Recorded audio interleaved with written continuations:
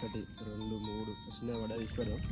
ఒకటి రెండు మూడు ఒకటి నాలుగు అన్నొకటి ఐదు ఒకటి రెండు దాని పక్క మూడు నాలుగు. హాయ్ ఫ్రెండ్స్, అందరు నమస్తే. ఒకసారికి చేపలు చూడుర్రి ఎట్లా పడ్డాయో. ఎగురుతానే ఆడ పోయింది అమ్మ, చేప పోయింది మొత్తం. ఇక ఇక ఇవన్నీ చేపలు ఇక దినిసి పెట్ట మొత్తం ముళ్ళనాశలు వేసి తొక్కితే చేపలు పడ్డాయి. రొట్టి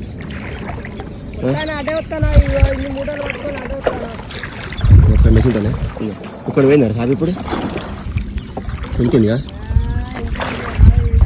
చేపలు అయితే పడ్డాయి ఫ్రెండ్స్, అక్కడక్కడ ఎగురుతాను చూసారా, మంచిగా పడ్డాయి. ఫస్ట్ ఎండాలి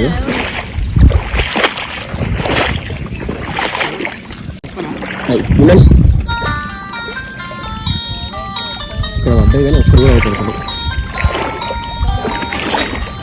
ఎగురుతానే కానీ చేపలు ఒక్కటే అయిపోతున్నాయి. లోపల ఒకటి కంపలాగా మొత్తం కూడా నాశనం అంత ఊళ్ళని మొత్తం ఖరాబే 90%.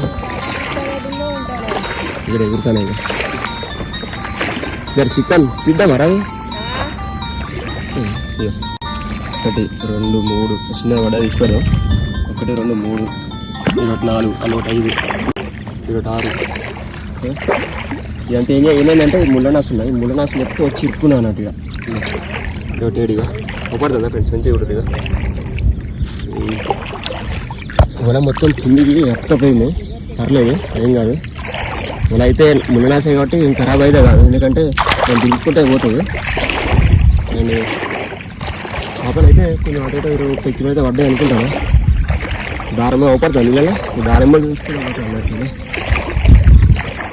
అటు ఇటు జోడితే ఇంకా పడతాయి, కాకపోతే చీకటి అయింది. ఒకటి రెండు దాని పక్క మూడు నాలుగు నాలుగు చూసినా అన్నింటి వరకు అయితే మంచిగా పడ్డాయి.